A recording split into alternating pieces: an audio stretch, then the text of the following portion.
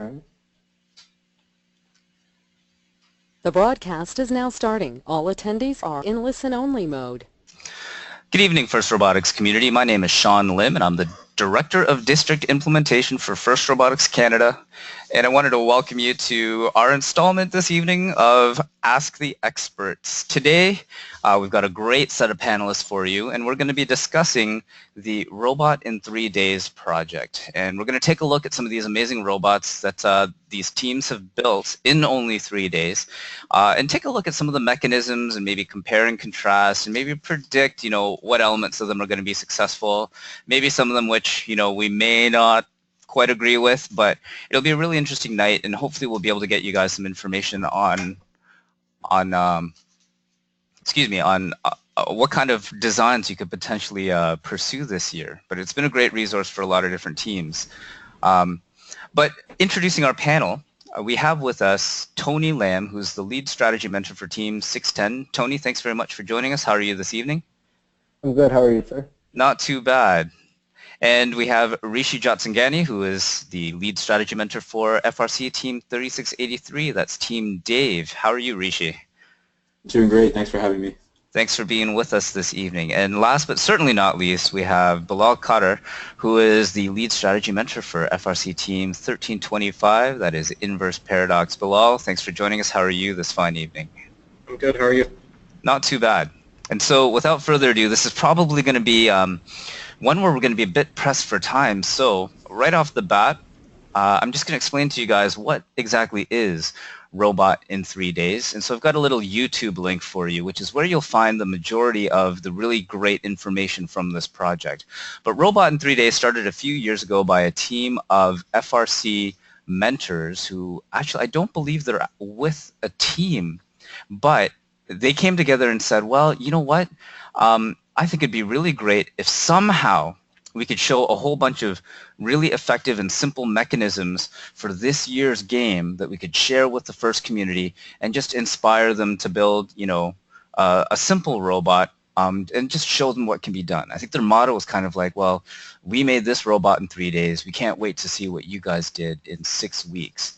And so it started just with one team of mentors doing this, and this is now expanded. I think in total this year there are 11 groups of people from around the world who've taken on this Robot in 3 Days challenge.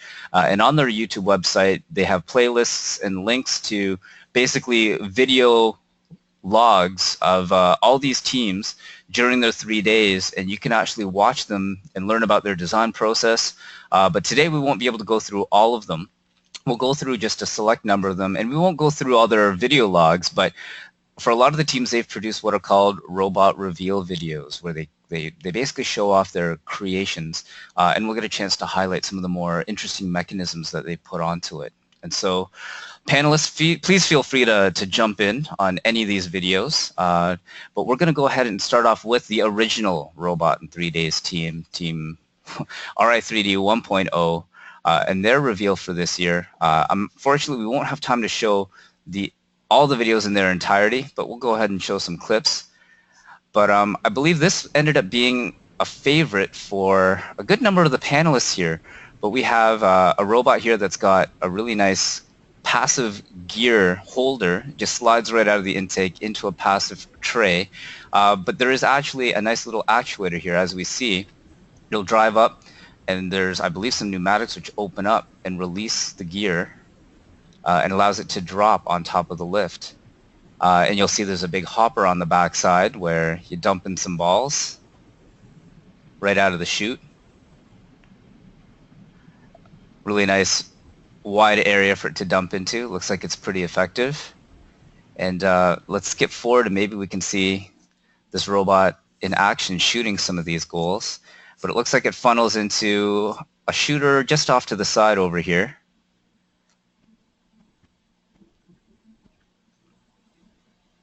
That's mounted pretty nice and low. And I don't know if there'll be a close-up of this, but one of the really interesting things about robots like this, where if you have a big box or hopper that the balls are in, how do you get those to feed effectively into a small little shooter right on the end of the box here? And actually that shot showed it and so does this one, and I'll pause it right here. But if you watch carefully at the bottom of this big hopper, this big storage container, there's actually a nice little rotating arm which kind of stirs the balls and prevents them from getting jammed, and they'll eventually settle down right into the opening of the shooter, and that prevents jamming, because if you don't have that, chances are the balls do jam in there. We'll continue this video a little bit further. And probably the coup de grace for this robot that a lot of people have been talking about is the climber. And I'll let some of the panelists talk about this actually, because this one, I think there's a lot of very interesting discussions going on right now. And I'm actually going to pause this one right here. And I'm going to open up this one to the panelists very quickly, because I think a few of you had some interesting things to say about this particular robot. But I'll fire this one up to Rishi first. But Rishi, I think you identified this one as one of your favorite robots, right? Oh, definitely. So this one was, well, the best thing about it, I think, is the climb. I believe, if I remember correctly, it was just 775 Pro and a VersaPlanetary. Oh no, this is a mini sim actually. But it's as simple as it looks. You can see that they even used, in order to keep the climb up without falling down after it climbs, they have a little wrench there, and they use the ratchet on the wrench. So that's something that probably you have lying around your shop. It's a pretty simple idea. And the Velcro, they're using Velcro for the climb, which, in my opinion, is the best material you could probably use for the rope. So yeah, it's just as simple. It's just as easy as it looks for the climb. All right, so some notes on that one, Rishi. Yeah, I think they put the hook side of the Velcro onto this drum here, and then there is loop side of the Velcro that for now they've attached to the bottom of the rope. And you guys will have a lot to say about the legalities of that in just a little bit, but essentially they just need to drive up such that this drum touches that rope or that Velcro. And you can make that roller as big as you want, and just running into the rope, you should be able to catch it. Yeah, and that looks pretty impressive. And actually, I'm going to pause right here. For those of you who are really looking at this, I don't think that's a mini sim. I think that's a bag motor, because that looks really small. So that's even, yeah. So it looks like they've got a VersaPlanetary with a big reduction on there, and then a final stage of chain. But you're probably right in that maybe a larger motor like a 775 might be more appropriate there. This robot might not be at full competition weight, but even just to show this with a bag motor, that's pretty impressive. Bilal, did you want to chime on this robot at all, or has Rishi kind of said everything that needed to be said for this guy? Yeah, Rishi said basically most of it. The main thing that I was concerned with is whether or not this is actually legal, because from what I understand, you can't actually attach anything to the rope. Maybe there's potential to actually make the rope out of Velcro, but kind of skeptical. Yeah, Tony, did you have anything to say about that, or even about the robot in general? Because I know that's a question that a lot of teams have been asking. They've seen this video and they've been asking the Velcro question, but any input on that one, Tony? I would recommend going to the team update 2 to look at it. They did answer the questions. I don't want to say anything that might influence any specific teams to do anything, but they did answer the question on the use of Velcro on the rope. And one thing I do want to say about the robot is how they manipulate the balls in the hopper to make sure it doesn't jam. It looks really thin, so it does try to keep as much of the capacity of the balls as at a large capacity as possible. And that could usually be a big problem for some teams if they're trying to make sure the balls don't get jammed. Some of them might funnel it in a way where it doesn't keep the capacity that it normally could. So these guys seem to have found a way to keep it low and thin, so then it just pushes the ball around enough that it just agitates it, but it doesn't necessarily take up so much space that you lose ball capacity in the end. All right, so yeah, that agitator for those of you who are rookie teams who've never done something like this before, yeah, Tony's right. It looks really thin. It looks like a really thin sheet of plastic that they've just mounted onto the end of a motor here. And it doesn't turn very fast. They use one of the weaker motors. I'm trying to identify what it is. My guess is it looks like a window motor of some kind, where they just screwed the arm right to the end of it. But yeah, a little modification like that makes a huge difference in preventing balls from jamming. But yeah, overall, this was a really strong robot. We'll talk about comparisons with respect to the other robots in a bit, but let's go ahead and take a look at the next one, which is Tesla. And actually, I think these guys were these guys a team that actually made 2 robots? Yeah, I think they were. There's a little bit of commentary going on, and unfortunately I can't share the audio with you guys, but for this one, for this robot, they've got, kind of another hopper / storage area for fuel that you can dump right into.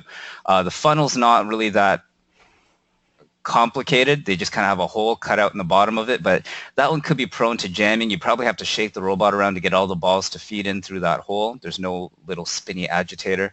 And this one, popular for the shooters. You'll see a mini sim, no gearbox, just direct drive into a wheel. Yeah, they've got 2 of them actually, one to feed the shooter and one that's an actual shooter wheel. And then I think for this one, there's probably a few panelists before the call who mentioned this is what was really interesting about this guy, but this is how they accept their gears.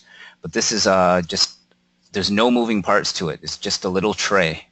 And you drive up to the slot, you slide the gear down the slot, and it falls into that tray. And you pretty much just drive up and then use the lift to pull it out of the tray on the way up. And last but not least, they do have a climbing mechanism, and I'm hoping that we can show this actually engage. And here it is. So there's a rope, and at the bottom of the rope there's a knot, and then they have this really, really cool looking set of blades which are spinning.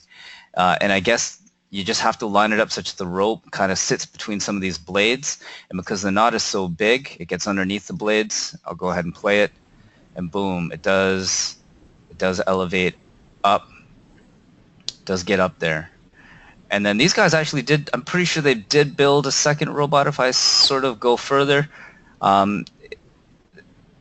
It's a robot that's kind of a pure shooter with fuel. They've got one that's an intake, and it feeds up into a high hopper up here.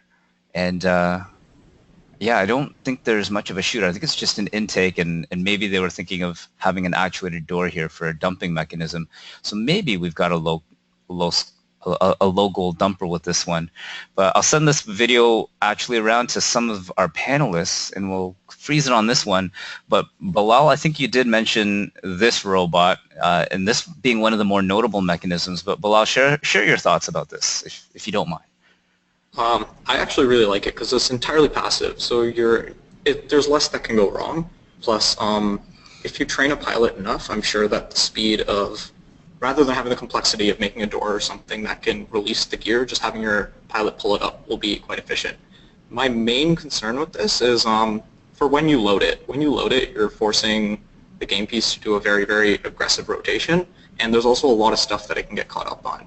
So sometimes you'll see that the gear will actually get jammed in the robot, and the main reason why this would be bad is should you drop it on the ground, it could really inhibit the way that your robot can get another one because it's kind of in the way, and most drivetrains will actually not be able to go over it.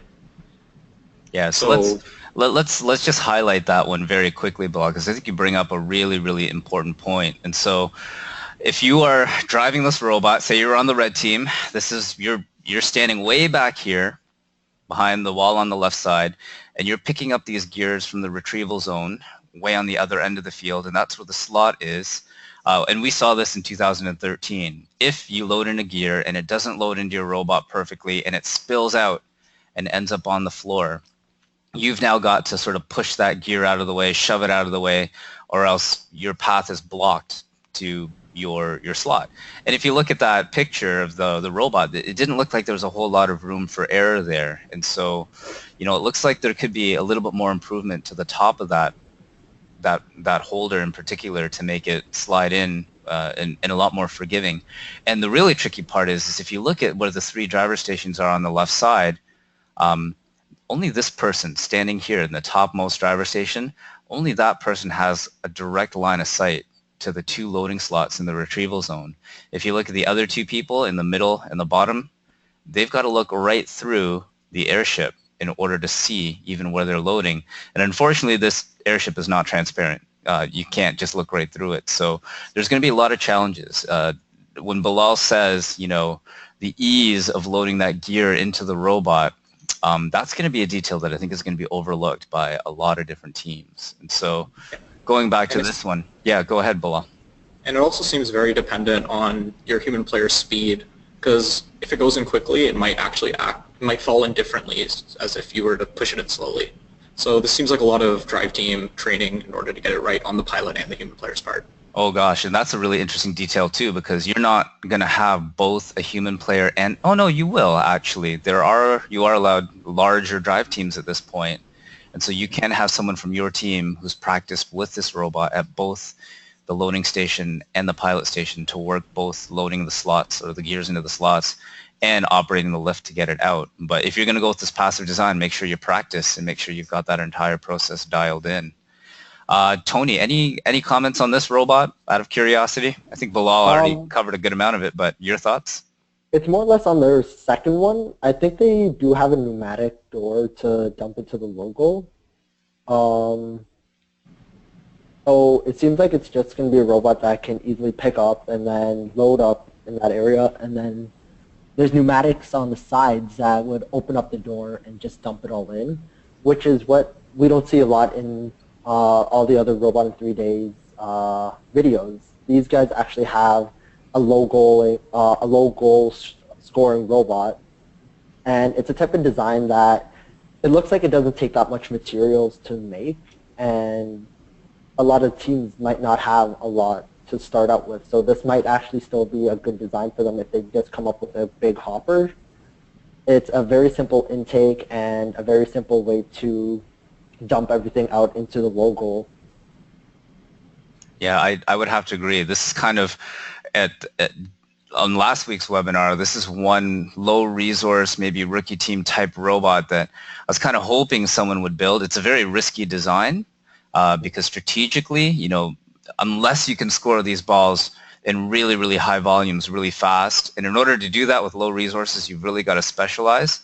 It could be really risky, but there is high potential for reward if you can do it really well. And I would say, you know, already in only 3 days, and this is a student-based Robot in 3 Day teams. This is pretty awesome. Like, you could go out there and you could score a bunch of points with this robot. And I think they're just missing the hopper, like you mentioned, Tony, and maybe the ability to open up the fuel storage stations on the side of the field. And I'll just kind of point those out very quickly one more time. But on the field, there are these stations here which do store fuel. With this robot, you know, if you spent the next of your 6 weeks figuring out how you drive up to them and just opening the doors and getting all that fuel to dump into there, and then dumping it and then scooping up anything that's been left on the floor for all these high goal shooters which are going to miss and stealing them, I think you've got a really, really interesting robot. I'm not going to guarantee that it's going to be successful, but I like the direction that they took with it. It's risky, but man, I hope we see at least a few of these this year because, you know, I think it's a really interesting strategic design. Rishi, any comments on this one? Not necessarily the second one. I think, yeah, a lot of, same with what you said, a lot of low resource teams could find that really beneficial. But when it comes to this first robot, to add to Bilal's point, another problem that might happen when loading is if the gear was to fall in a way that you could not get it out and you could not score it, that could potentially ruin things because you are only allowed to carry one gear at a time. So teams have to be very careful that loading is not an issue and you can't lose the gear in your robot. Yeah, if it were to get jammed up at the top of this and prevent you from getting another gear for the rest of the game, you're basically done. So, and I think a lot of teams who are a little bit more experienced looking at this, they're kind of going, oh yeah, this is good, it's really close, but maybe I might just add a powered roller or maybe some pneumatics somewhere just to make it that much more reliable, and that's really all it takes. But yeah, glad you guys reinforced that. Or even keeping it passive and just using a funnel, so geometrically making kind of, so it doesn't have to do such an aggressive rotation with the angle or something like that. And also it can maybe, if you have it actuated, it can bridge a gap in between where you're loading it from and your robot, so it kind of nicely slides down. Yeah, so actuated like a little flap that extends out, you know, just to bridge that gap. And we'll see that, I think, in another robot as we go along. So let's take a look at the next one. This one's also a really interesting one, a very special purpose robot, but this one was called Tannic. And this one I think is just a... I believe these guys are just a pure fuel, like loader and shooter. So Yeah, they've got intake and shoot. a really, I think this is the first one that we've seen, well, other than the last one, but this one's got a floor intake as well. It can load from the slots, and presumably it could load from the hoppers on the sides of the field as well. And they all feed into a little shooter here, and how these guys approached feeding the balls from the hopper into the shooter is a little bit different. But let's take a second to watch this guy load and shoot. So here they've actually got a gearbox on the shooter, a little bit more intricate than just firing it directly off of a motor. But this is what I wanted to show you guys. This is usually a big challenge, trying to get a big hopper full of fuel and get it to narrow down into a narrow opening into the bottom of the shooter. And it's hard to tell, but there are two Lexan panels which create a funnel for these guys to go up and into. And I believe they're actually on some pneumatics, and if I keep playing this, or maybe it happened before, here, they actually actuate in and out.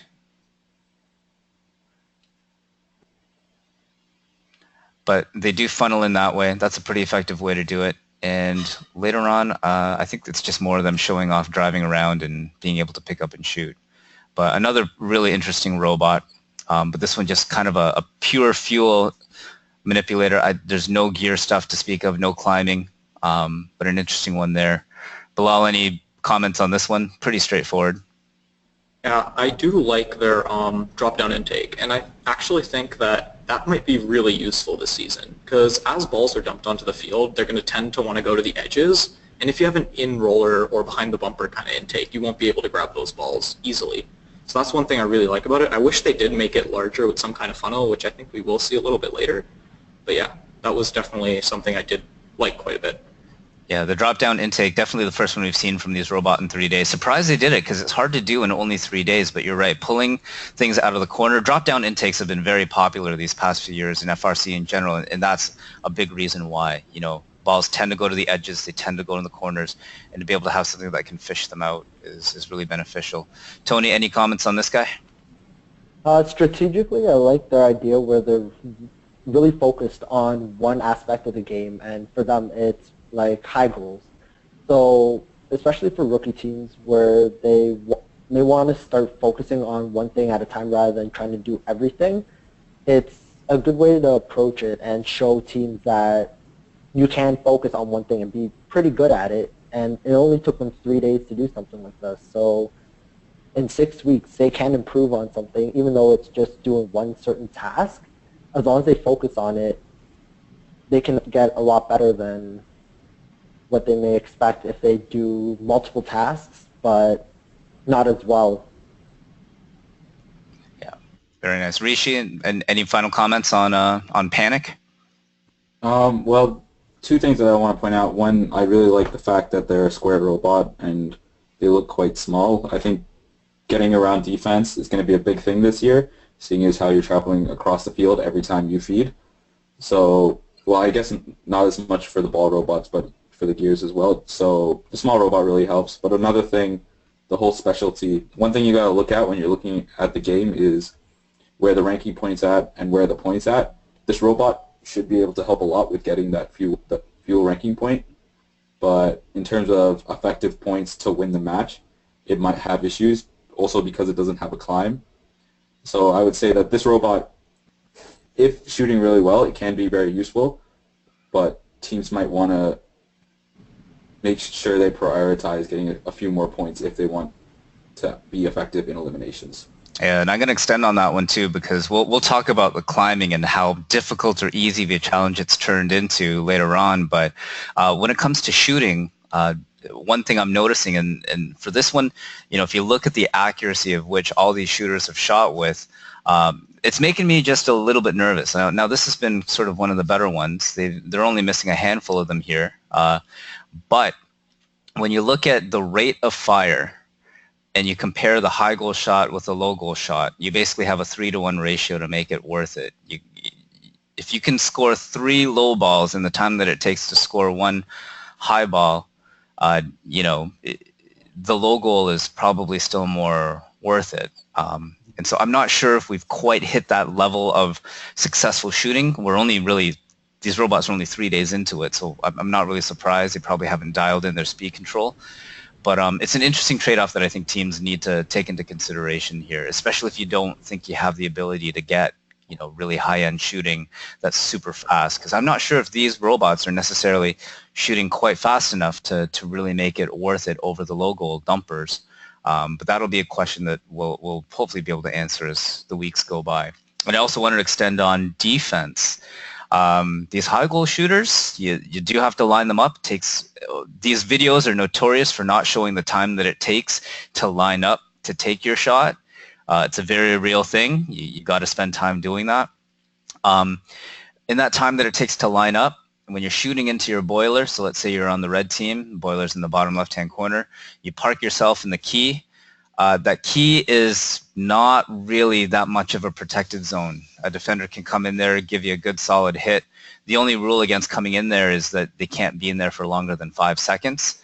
But a team can definitely come in there, smash you, and then kind of do a hit and run continuously, because once they leave the key, their 5 seconds, their timer restarts again. So you might have a hard time lining up and taking those shots as opposed to a quick hit low dump. And that's something that's still kind of on my mind. I'm not sure how that's going to play out. But moving on to the next one, since we're getting close to time already, but the next robot in 3 days is a robot called Zookeepers. And this one's also a very interesting one. And we've talked about having these hoppers, these storage bins for holding balls, and how difficult it can be to just store them in a big box and not have them jam. These guys have a novel idea, and it's been around in FRC. We've seen it in the past, and we see it in industry quite a bit. But they have this nice little spiral track. So once they load in, they basically stay in a line, so there's no way that they can get jammed up. And this is an interesting one, because I think now that you have them arranged like this, you have a chance at being able to shoot these really, really, really fast. You know, you're not depending on them sort of being mixed around in a hopper and falling into a tiny little hole to feed your shooter. It's still not really shooting much faster than the other designs that we've seen, but an interesting idea nonetheless. And then this, I think a lot of the panelists want to talk about. We'll just let this one sort of explain itself, but this robot just picked up a gear off the ground, and we'll see it drive up. And that's something we have not yet seen from any of these Robot in 3 Days projects.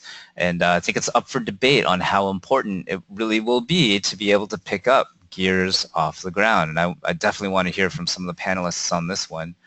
But we can watch it in action. Basically, it's actuated by pneumatics. You just kind of squeeze the gear.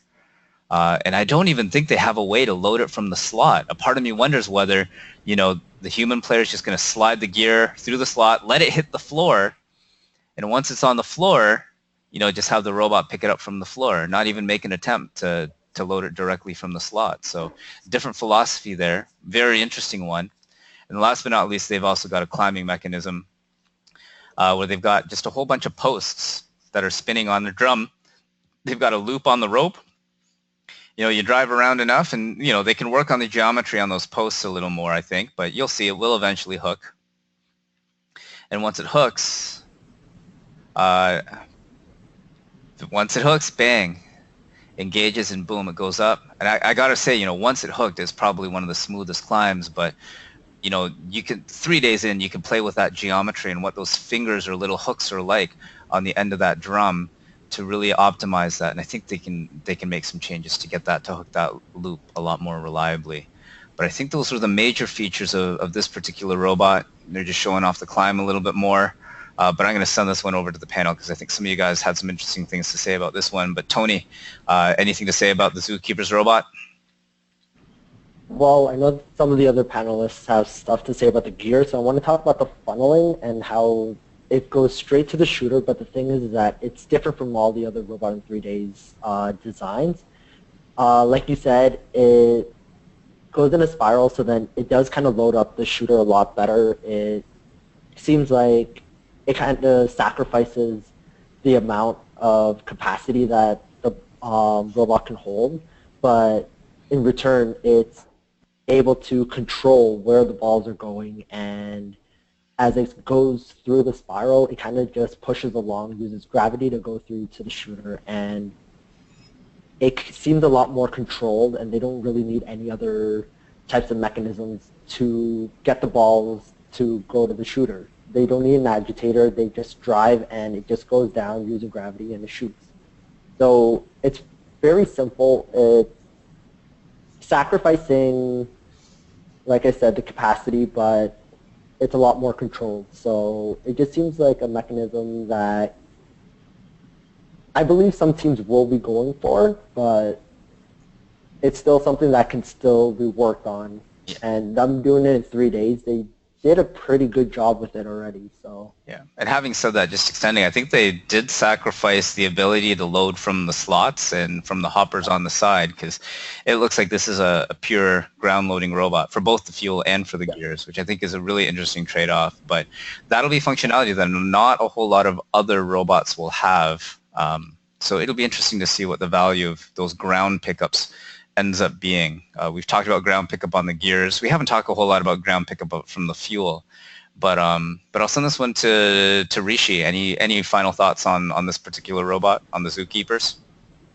The one thing I can just think of was just how it'll do against defense. If anything, I could see that having a ground pickup would be effective if you do see gears dropping, and it'll shorten your cycle times. But are you able to hold on to those gears under defense? Is just the biggest thing for me. Yeah. All right, we're going to move on to the next one, and that was the zookeepers, and we wanted to take a look at Team Greenhorns. And for these guys, they've got a robot with, from what I recall, a really, really, really nice fuel pickup off the ground, and here's a demonstration of it. Huge volumes of pickup for the fuel. Not a drop down though. They've just cut an opening in their bumpers, but definitely one of the more effective pickups we've seen from these robots. They also have a big hopper at the top where they can accept some dumps, but some geometry issues there where a lot of them spilled out, but something that I'm sure, teams of 6 weeks can figure out. And they've got, again, a shooter that just kind of loads from the side here. They also have an agitator. I'm going to hit pause on that one, and I don't know if you saw it, but there's another arm that spins at the bottom of their hopper that just kind of mixes the balls around so that they can feed into the bottom of the shooter. And for this one, I don't think they have a gearbox on the shooter. I think they again just kind of went with a direct drive wheel off the end of some kind of a motor. But again, for the accuracies, they're not totally dialed in. They're still missing a few. The rate of shooting is okay. And then for these guys, I don't recall if they've got any gear manipulation. They must. They do, right over here. So again, they've got a passive tray where it just kind of drops in, and they've got a nice little door that holds it in place, and then the door just opens in the climber. They've got kind of a finger-based climber, again with a knot at the bottom of the rope or some kind of feature, and the fingers just kind of engage in that knot, and it goes up. But Bilal, any thoughts or comments on the Greenhorns robot? One thing was I did love their intake. It's very good for their strategy, especially if they're cycling gears, as there will be a lot of balls on the ground. So if they're just able to run that while they're driving to the airship, they'll grab so many balls that they can just dump maybe once or twice a match because they have such a large hopper. One thing I wanted to talk about with their gear mechanism was they have that door. One trade-off I see with it is actually quite slow. So I feel like it's kind of redundant, because if they were just to cut an opening in that and just kind of hold the gear from the sides, it'd just be much faster for a pilot to pull it through. Yeah, and I would probably have to agree with that one, but they probably weren't thinking of that by using the pilot to actually lift the gear out of the robot, but that's a good point. That door, I think most people did note that seemed a little bit slow. All right, we're going to move on to Team Orion, because I think for this one there were a few things that we wanted to talk about with them. So last but not least, Team Orion, and we're running just a little bit light on time here. But Team Orion, a very, very specialized robot. So these guys, again, a high fuel shooter. Not really a hopper, but as we go through, they're showing off their gear flap. So kind of a nice active way to hold the gear. But I think I'll leave some of the panelists to comment on that one a little bit. A drop-down intake as well. And the really unique part about this robot is how they store their balls. It's not just in an open hopper. They kind of have this conveyor that goes both up and down. And then their shooter. Their shooter is the entire width of their robot. It doesn't funnel into this little narrow 1 width wide shooter. Presumably they can just shoot, up to 4 or 5 balls wide. And that really gets your rate of fire up. They probably don't have it dialed in nice as tightly as they want, but the concept behind it is pretty interesting. But we'll go ahead and pass this one off to some of our panelists. But Rishi, did you have any comments on Team Orion that you wanted to touch upon? Yeah, so like you said, the gear mechanism itself, it seems in principle really nice that they can pull the flap out and put the gear into the robot and then pull it back up. It's just scoring the gear itself might be a little bit of an issue. The only way I could really see it is you drive up to the peg, and then once it hooks on, you let go. But if you were to mess that up anyway, you could potentially drop the gear, and then that's just wasted time. Yeah, so I think that would be the biggest criticism. I think there's an issue with that because when the flap closes on the gear, it covers up, half the gear and all the holes in the gear, half the holes in the gear that you're going to use to try and line it up on that peg on the lift. So that's going to be a tricky one to overcome. But interesting you mentioned this flap because I think Bilal mentioned a flap before because it does take up the space in between the robot and the ramp coming in. So that flap makes it easier for that gear to kind of get to the robot. But using it to hold it in, yeah, that might be a little bit of an issue because you're covering up a lot of the gear. But I didn't mean to interrupt. Rishi, have you got a few more things on Orion as well? No worries. Yeah, I guess the elevator itself, I like this robot also because the hopper size, but the polycarb elevator inside, though it looks like it may have been a struggle to put together, having that many cords, but it looks like it's extremely effective. The one thing though also is because this elevator is so wide, it just feeds into the shooter, and I don't know how accurate that would be when it comes to scoring them, since yeah, it's just as wide as the elevator is.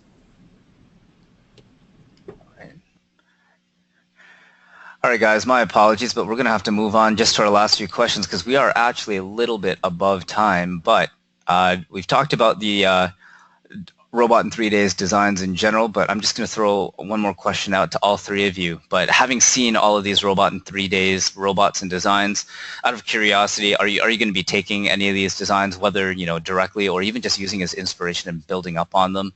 But I'll send this one to you first, Tony. Did anything there catch your eye that maybe 610 might be pursuing?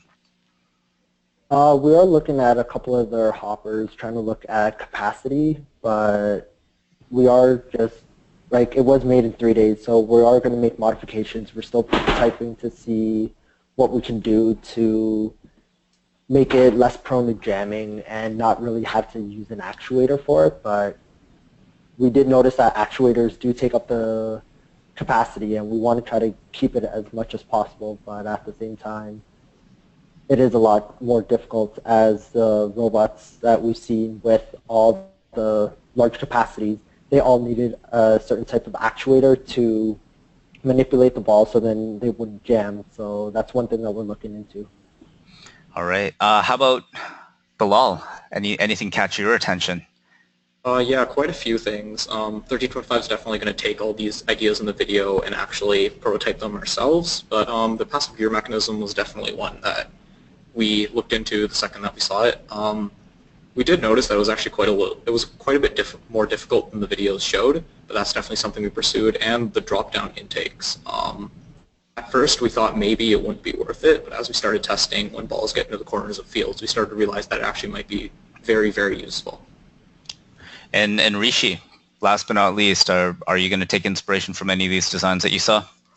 Oh, for sure. So I think with Dave, we really want to take it as simple as possible, and seeing that passive gear mechanisms is really, really intriguing. I think if we're able to do that in a better way, it would be perfect. Also, the Velcro climb from the Robot in 3 Days 1.0, that was something that we have tested out, and yeah, it looks extremely effective. We really think Velcro is the way to go. Yeah, and just clarifying the rules on that one, Frank Merrick, the director of FRC, did actually release a rules update specifically trying to address, whether Velcro is allowed on this one. And on his blog post, he did say that Velcro, like a rope, could potentially be made out of Velcro, but there are some little fine details there where you're going to have to read them very, very carefully. But on the last team update, basically the entire rope section is highlighted in yellow because there's been little changes and edits made to it. So if you haven't had a chance to read them yet, this is something, and you're considering the Velcro approach, you're going to want to go through these with a fine-tooth comb because there's little restrictions like, no, you're not allowed to attach Velcro to a rope. But technically, could your rope be actually made of Velcro? Yes, and a lot of different details there that my gut feeling is that you can find a way to make that Velcro climber work within both the spirit and the formal writing of the rules. But you're going to have to be very careful with it and just follow it very carefully. I can't really give you guys a magic formula on exactly how to do that, unfortunately. Okay, last question I want to throw out there before we take some questions from the audience. And people in the audience, please, if you do have any questions of any kind, go ahead and start asking them in the chat, and we'll see if we can address them shortly. But now that you've seen these mechanisms, have they changed any assumptions that you've had about this game, whether they're like strategic assumptions or mechanical ones like, oh, I really thought this was going to be a lot harder than it looked or a lot easier than it looked? But if I can ask all the panelists, let's start with you, Tony. Anything change any assumptions or change your perspective on the game that you saw?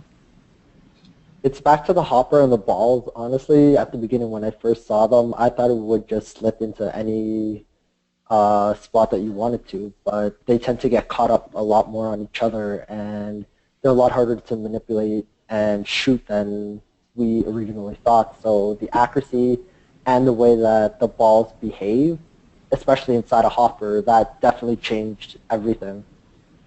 Yeah, I tend to agree with little details like that. Having made a lot of hoppers and trying to get, game pieces and balls to some kind of funnel into some kind of a shooter, that's one of the absolute hardest challenges to perfect in FRC. So I'm glad, Robot in 3 Days took that challenge on and gave us a few good examples to take a look at. Bilal, how about for you? Anything that you saw that might have changed how you look at this game? Well, yeah, as I previously mentioned, the drop-down intakes seem to be that they'd be really useful this season, and climbers. Yeah, climbers seemed to be very difficult when they first came out.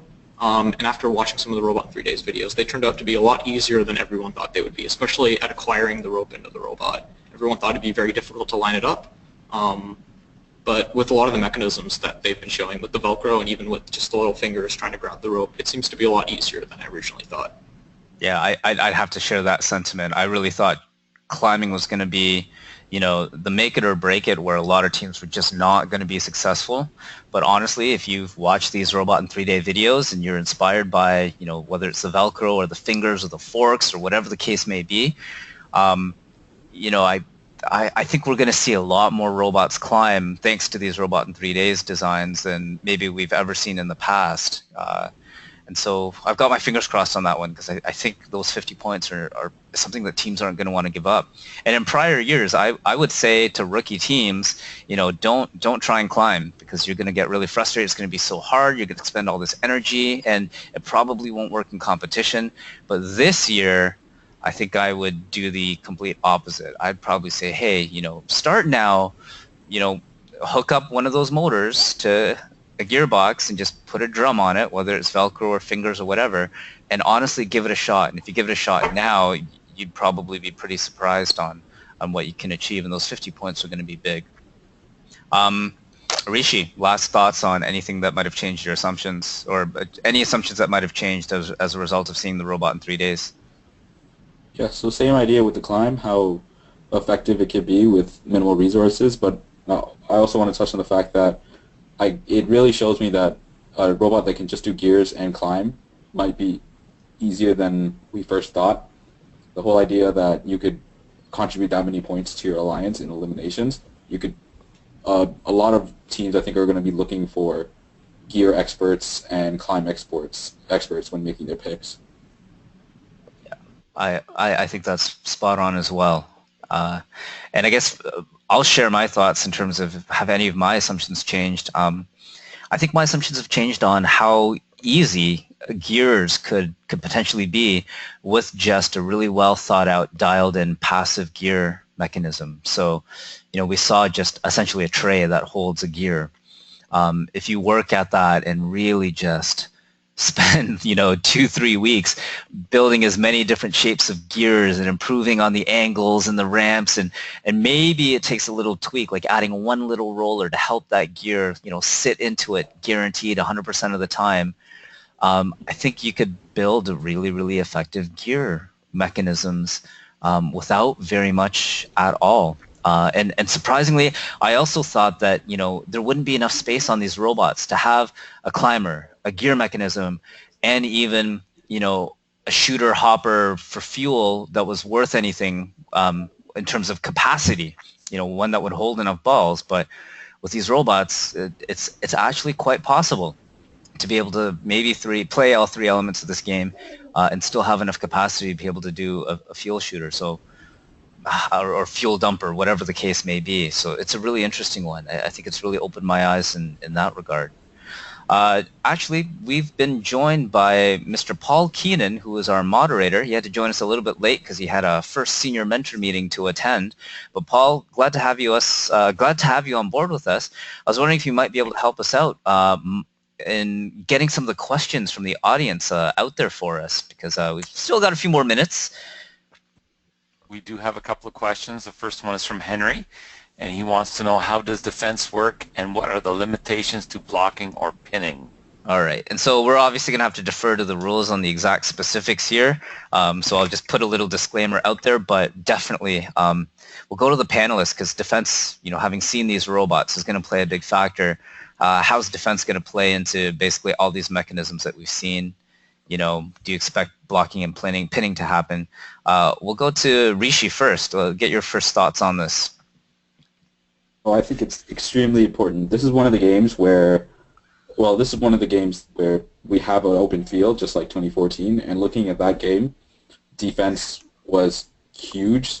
Looking at how the rules play out, the only real protected zone is your loading zone, so I think robots, to my understanding, robots can contact you almost anywhere else on the field, other than the last 30 seconds when you're about to climb, and of course the 5-second rule in the key that you mentioned earlier.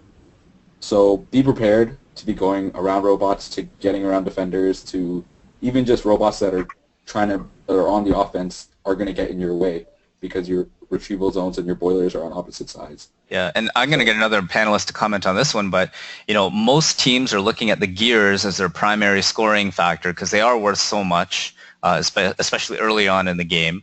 But in terms of protection, if you're going and you're grabbing gears and you're bringing them to your airship, Bilal, tell us a little bit about that. Like, do you have really any protection once you're at your airship to be able to drop off your gears? You don't have very much. Especially with this game, the key is to cycling gears as quickly as possible, and it can be very, very effective. And most robots will do this, especially in eliminations, to try and block your path to get there. Because, as you said, dropping gears isn't what actually gets you the point. It's getting the rotor spinning. So even if you miss it by one, you lose all those points and you miss. So yeah. I could just add one thing. Yeah, absolutely, Rishi. Go right ahead.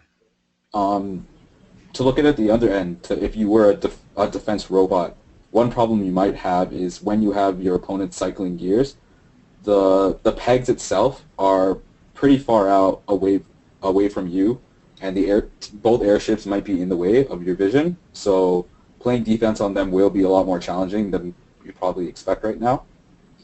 So be prepared for that.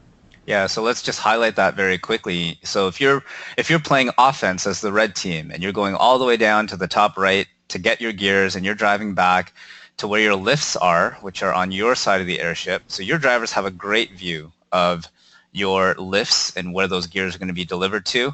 If you're the blue team playing defense, you're basically on the opposite side of the airship. You're blocked by not just your airship, but your opponent's airship as well. How you're going to operate down there is going to be interesting. You may need to use some assistance, whether it be through cameras, either on your robot, or last year it was quite popular. There would actually be teams that would erect big 11-foot tall camera stands, poles, so that they would have a much higher field of view to be able to look over things. But even that, with these airships being so tall, I don't know how much that's going to help you. But learning to play defense on that side of the field might be really interesting to stop those gears from being delivered. And even then, if you're playing defense in the middle of the field, a big chunk of that middle of the field is blocked by your own airship. That's going to be really challenging as well. So there's two sides to it. I think if you're up against defense, trying to stop you from scoring, yeah, it's going to happen, and it's going to make your life really difficult. But for those of you who are looking to play defense, playing defense is also going to be really difficult, just because the sight lines there are so intimidating. They're so difficult to look around. Kind of similar to 2013. You can actually, if you're on the Blue Alliance, for example, playing defense on red, in between Blue's airship, there's not actually that much space. So it's not hard for you to basically just drive forwards and backwards along the launchpad line, just to stop them from even getting out of that area into maybe the open field where they can kind of DQ it a little bit more. 100%. That was, you're right, a super effective way to play strategy. And literally it was like playing Pong. You put your robot right on that line and you drive forwards and backwards just between here, and any robots that are coming in, you just kind of act as a mobile barrier. No rules that I can see of really that prevents you from doing that, unless you have more than one robot doing that. Then I think there's like a rule against impeding the flow of the game. But from what I can tell, if you have one robot doing that, not a big deal, and you're forcing all of your robots now to take the long way around, and they may not have a good field of view to take that path the long way around. So it's going to be really interesting. I think you're going to see a lot of teams throw up a defender right there, doing exactly what you said there, Bilal. Paul, any other questions for us? Yeah, we have a question from Sandra. She wants to know, for a rookie team, how effective is prototyping? Would it be a waste of time to prototype when work on the actual robot could be done?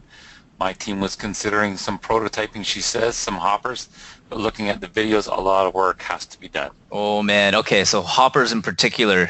I'm going to bring this one to Tony, because Tony, I know you've mentioned your team, 610, has been doing exactly this with the hoppers.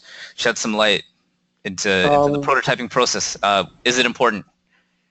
I say it's definitely important, mostly because if you try to just think of one idea and you stick with it, then if you run into any issues, then you're pretty much stuck with trying to fix it as much as you can. Instead, if you prototype a lot of different scenarios or situations, especially with the hopper, you're going to see that the balls can take up a lot of different volume, and the way that they stack on top of each other may not be the way that you expect them to. So just figuring out how they funnel, and if you're planning on shooting or even dumping, how they're going to leave, and how they may get stuck, and then just having different actuators, kind of like how you see in some of the videos. A lot of the hoppers needed an actuator, and they figured that out through prototyping and seeing what works, what doesn't. And it took a couple of them, 3-4 different tries with different actuators to find one that actually worked for them. So I would definitely say prototyping is a key aspect, especially when it comes to robotics, and it's not ever going to really be a waste of time, because there's also a lot of learning opportunities while you're prototyping. Yeah, and I'll delve even deeper, specifically into prototyping hoppers. Like a hopper, 100% you need to prototype it, and you'll probably go through a lot. My recommendation is, just make them out of cardboard at first. Grab a few cardboard boxes, but a few things you're going to want to play around with. Something as simple as where you're going to cut the hole in the bottom of your hopper. Like, where are those balls going to exit? You move that around a few inches one way or another, it's going to make a big difference. The angle at the bottom of your hopper, which way is it got to angle or slope? That angle makes a big difference. And then at the bottom of that hopper, sometimes you put kind of multiple ramps that kind of funnel down to one end and also inwards. It's kind of hard to explain, but you got to keep throwing extra pieces of cardboard in there and to make these funny looking shaped ramps to get it to direct. And then even as Tony was saying, the actuator. So if you're going to have a motor in there that's going to stir it, and I'll tell you right off the bat, of all the ones that we've seen on the robot in 3 days, they all pretty much had them, and they didn't do it just for fun or for looks. They had them because they needed them, and it made it a lot better. The geometry on that, that arm that spins, how long it is, how far off how far above the bottom of the hopper it is, what speed you're going to spin it at, what material you're going to make it out of. Like, is it going to be hard plastic or metal, or can you get away with surgical tubing, which is just going to gently stir them around, or do you need to really move them around?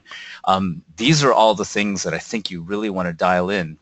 And you'd be surprised if you spent 2 to 3 weeks just kind of optimizing all those things that I just mentioned, and you end up with like one of the world's greatest hoppers. It's actually going to make a really, really big difference. Those are kind of the little details that are the difference between great robots and okay robots. So I would say 100%, if you're talking about a hopper especially, break up your kids into like 3 or 4 groups, give them a whole bunch of cardboard, have them all play around with all those different things and see how it goes, and go with the one that's the best, that can just spit out the balls out wherever your opening is the most efficiently, the fastest, and without jamming. Paul, anything else? Yeah, we have a question from Ted. He wants to know how likely is it going to be to complete 4 rotors at the regional or district level of play? Is it worth going for the 4th rotor? All right. We touched upon this one on last week's webinar, but unfortunately we had some technical issues and weren't able to save a recording. But I'd be interested in hearing from the panelists where they feel on this one. So regional/district level of play, are we going to see all 4 rotors turning? Tony, what do you think? Well, we've seen similar types of games where in 2013 you had to cycle from one end of the field to the other, and a lot of robots can only cycle maybe 5-6 times at best. So solo, I would say no. It's going to be fairly difficult, nearly impossible, I would say, to get all 4 rotors spinning on your own. Now, at the district champs or at regionals, with a partner that also has a gear mechanism, it's a lot more likely to see, and I definitely do expect to see all 4 rotors spinning probably in elimination matches and certain qualification matches. But I have to say, as a solo robot, I can't see it happening, but I will definitely expect to see those bonus points in elimination matches. Rishi, what do you think on that one? I think it'll be, so earlier districts, maybe week 1, week 2, it'll happen very rarely, but I do believe it will happen, mostly because looking at how similar it was to last year in the way that you had to score 8 balls in the tower in order to get that ranking point, I think the gears seem to be kind of having the gears, if all your robots are really working on those, I think they'll start to prioritize it, doing like 3 cyclers, and even in a limbs, that last rotor is effectively worth, I guess, 140 points. So really putting in the effort on that, I think teams will want to do it and will effectively do it as well. Bilal, you'll have the last word on this one. What do you think? All 4 rotors spinning at regional districts? Well, I totally agree with everything that's been said. Probably at early district events, it's not very likely. Should you have another robot that has a gear mechanism, it totally is. A lot of emphasis has been put on the gear mechanism through talks and strategy and through the Robot 3 Days video. So I actually wouldn't be surprised to see most robots putting a lot of development time into the gear mechanisms. So in eliminations, even at early district events, I wouldn't count it out. The key thing though is winning the match is 2 RP, and that's actually quite important. And as I've previously mentioned, actually putting the gear on doesn't get you any points. And gears have diminishing returns because you need more gears to get rotors going further into the match. So should you realize you have 20 seconds left and there's no way you can get that rotor running, but you still need to win that match, balls or fuel could be a lot more worth it. Yeah. So I think I'd agree with these guys where I think it's going to happen eventually at some point in the season. But it's going to take 2 pretty high-level gear robots focusing on nothing but that. And the interesting thing is that the opponents will have to just decide not to play defense, because I think if you throw up that block like Bilal was talking about, where you're just driving, in between the launch pad line, I think you can effectively slow down, even 2 really high-level gear, deliverers from getting the maxed out 4th rotor. But there's going to be a lot of teams who have not seen this webinar or who know that, playing defense like that is even an option, and for some strange reason will choose not to do it. leaving their opponents full license to just grab gears and go. And so I think it's going to happen. If you guys are playing smart, it shouldn't, but it will. And at the higher, really, really high levels of this game, where maybe you've got an alliance where all three of you can do gears, even against defense, you might be hard-pressed to stop those four rotors from maxing out. But I don't think it's going to happen early on. I really don't think it's going to happen first week unless, you've got two elite level teams that come out fast out of the gate at the same competition, which, I guess could happen. But it's going to be pretty rare, especially in the early weeks. But it will happen eventually. We have one last question, Sean, from Mushtaba. I'm sorry if I mispronounced that. And they want to know, is it better to focus on all three components of the game or focus on one specific task? And what are the advantages of doing that, and what are the disadvantages? Oh, that is a great question. And I think this is going to kind of fall onto, what resources your team has. So, Mushtaba, I don't know if you might be able to ask another question just to let us know maybe what you feel about your team, whether you guys don't have a whole lot of resources, or you think you're okay, maybe about average for FRC, or maybe you think you're actually doing pretty well and you have maybe better resources than most. And by resources, I mean both like equipment, money, tools, and most importantly, people, whether it's talented students and mentors or things like that. But, I'll take the first crack at this one. If let's say you're a very average FRC team, for this year's game, a part of me thinks that, there are three major, you mentioned there are three major components. For an average team, I really think that, you're going to want to concentrate on two. So pick two out of your three. And one of them, I think, really has to be climbing. Those 50 points, I think, are going to be considered just base level points that at the higher levels of the game, you just need to expect, all three robots to just have. And then your second one, your choice is really between gears and fuel. And the choice between those two, well, it actually isn't that complicated. If you want to be the type of team which can control your own destiny and affect the course of especially qualification matches as much as possible, and even elimination matches, and just kind of drive and solo your team and see them to victory, you're probably going to choose gears because they've got the biggest points impact, especially earlier on in the match. I know they have diminishing returns, but they're still your best bang for your buck. But the interesting thing is that later on in the season, I think teams will be looking for that third robot on the alliance who can deliver some major fuel points, because that will be the one thing teams don't have, but it's that little incremental bit that will get you above and beyond, all the other alliances. And so if you choose that route, you have an opportunity to be really successful at the higher levels later on in the season as this little niche support robot, but that's a big risk. But it could pay off, but you would have to understand exactly the risks that you're taking by doing that. I'd like to fire this one off to the panelists because you guys might disagree with me on this one, but Bilal, take a crack on that one. Let's say you're average, you got to pick two out of your three, or maybe even one out of three, whatever the case may be. What are your thoughts on trying to do everything versus focusing? Well, yeah, I totally agree with what you said. It's better to be really, really good at one thing rather than kind of average at everything in this game. For sure, I feel like gears are going to be pretty vital, but also every single team will probably prioritize it. Most robots will have some form of gear mechanism, which is why if you want to be a little bit more niche and something that a lot of teams and alliances will be looking for, you definitely want to look more towards fuel and shooting it quickly. Yeah, but if you definitely want to gain RP, try to win matches, try to seed really high and make your own alliance, for sure you need to go gears. Yeah. Rishi, any thoughts on that one? Oh, for sure. So I think I almost agree with you completely when I say that you should probably pick two things and make those your priority. I think Dave even makes those sacrifices, especially last year, where we just want to prioritize the things that we think are important and just be really good at them. The climb would definitely be the most important. One thing I want to highlight is the climb is the only thing in this game that is consistent in a way that you know that you'll get the last 30 seconds where you can't get hit while you're doing that climb. So if you're able to perfect that, that's 50 points every single match. No ifs, ands, or buts.